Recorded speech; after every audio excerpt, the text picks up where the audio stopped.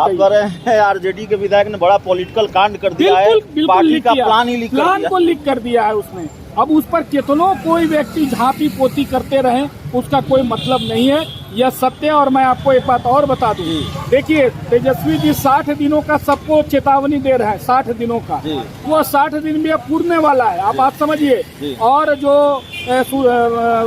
माननीय जगदा बाबू ने जो कहा उस उनके बयान को जोड़िए, विधायक ने जो कहा उनके बयान को जोड़िए। जब आप सारे बयानों को जोड़ेंगे तो लब्बो लुबाब वही निकलेगा कि अब करीब करीब वो जो होता है समय पीरियड पैदा लेने का, वो अब करीब करीब पूरा होने वाला है।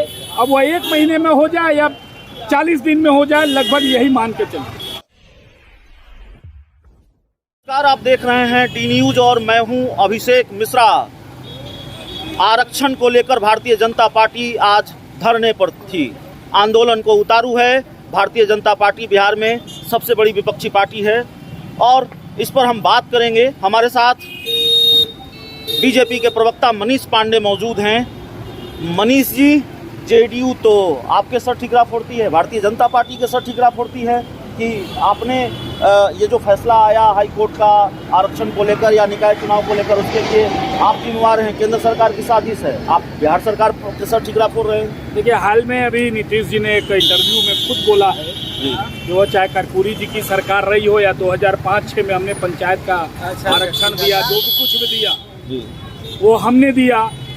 तो बड़ा सामान्यतः यह बात प्रमाणित होता है कि जब सरकार में हम दोनों सम्मिलित हैं और एक भी मीडिया में इस प्रकार का कोई रिपोर्ट नहीं आया जिसमें छपा हो खबर या वीडियो विजुअल हो जिसके में कि बीजेपी ने कहीं से भी उसका विरोध किया हो, तो बगैर हमारी सहमति के कैसे पंचायतों में आरक्षण हो या अन्य आरक्षण है यह संभव हो सकता है।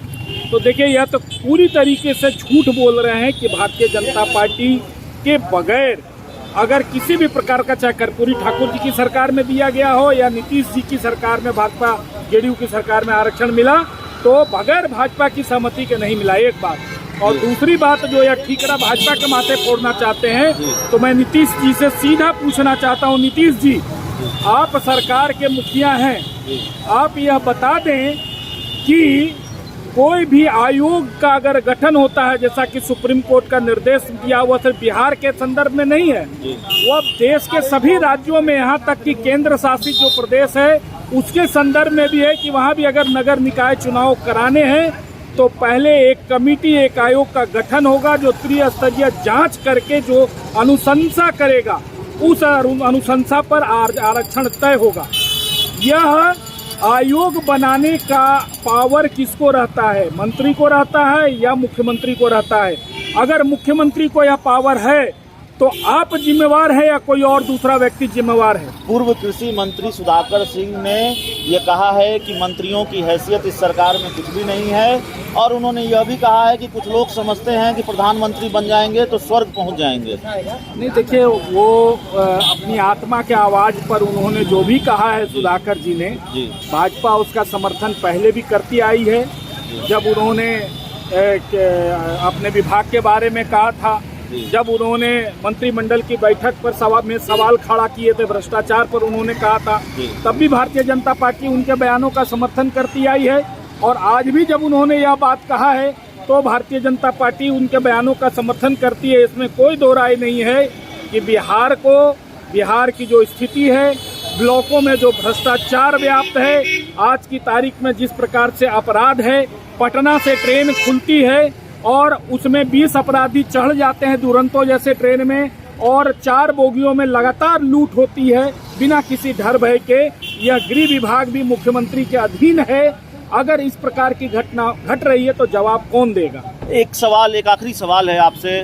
देखिए, राजद सुप्रीमो लालू प्रसाद यादव दिल्ली से ये ऐलान करते हैं कि गठबंधन सरकार कोई भी महत्वपूर्ण विषय पर सिर्फ तेजस्वी यादव बोलेंगे, लेकिन आरजेडी के विधायक लालू यादव का फरमान ही मानने को तैयार नहीं है। उन्होंने, आरजेडी के एक विधायक हैं इजहार अस्फी, उन्होंने कह दिया कि तेजस्वी यादव 1-2 महीने में बिहार के मुख्यमंत्री बन जाएंगे, बस थोड़ी औपचारिकता बाकी है। देखिए, मैं उनके विधायक की भावना का सम्मान करता हूँ। ये किसी भी विधायक की जो भावना है वह रहती है कि उसका नेता मुख्यमंत्री बने, लेकिन आम तौर पर आप देखेंगे कि विधायक दल की जब बैठक होती है उसमें अंदरूनी बातें उठती है। विधायकों को बताया जाता है कि आगामी हमारी योजना क्या है, क्या क्या योजना है, हम कैसे करने वाले हैं। तो उन बैठकों में उनको बोला गया होगा कि 2-3 महीना ठहरो, उसके बाद तेजस्वी जी मुख्यमंत्री हो ही जाएंगे। उसी बात को भावना वसा के उन्होंने मीडिया के सामने रख दिया, लीक कर दिया। आप कह रहे हैं प्लान लीक कर दिया। बिल्कुल यही है ही। और क्या कोई आम कार्यकर्ता नहीं बोला ना। विधायक दल की जब बैठक होती है तो उसमें सारे गंभीर मसलों पर चर्चा होता है, वो कोई आम आदमी नहीं बोला। तो ये तो तय है, आम लोग भी, एक जो साधारण सा जो राजनीति का ज्ञान रखने वाला व्यक्ति होगा वह भी इस बात को समझ रहा है। और यह तो राजद का विधायक ने इस प्रकार की बात कही। आप कह रहे हैं आरजेडी के विधायक ने बड़ा पॉलिटिकल कांड कर दिया है, पार्टी का प्लान ही लीक कर दिया। प्लान को लीक कर दिया है उसने। अब उस पर कितनों कोई व्यक्ति झांपी पोती करते रहे, उसका कोई मतलब नहीं है, यह सत्य। और मैं आपको एक बात और बता दूं, देखिए तेजस्वी जी 60 दिनों का सबको चेतावनी दे रहे हैं, 60 दिनों का। वो 60 दिन भी अब पूरने वाला है, आप बात समझिए। और जो माननीय जगदा बाबू ने जो कहा उस उनके बयान को जोड़िए, विधायक ने जो कहा उनके बयान को जोड़िए।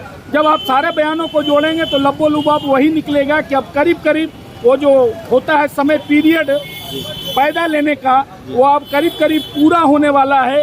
अब वो 1 महीने में हो जाए या 40 दिन में हो जाए, लगभग यही मान के चलिए। तो चलिए, हमारे साथ बीजेपी प्रवक्ता मनीष पांडे थे और बातचीत बिहार के राजनीतिक सवालों पर और आरजेडी में जो कुछ भी चल रहा है वो भी सवाल महत्वपूर्ण था, उसको भी हमने समझने की कोशिश की है। आरक्षण को लेकर बिहार का राजनीतिक पारा चढ़ा हुआ है।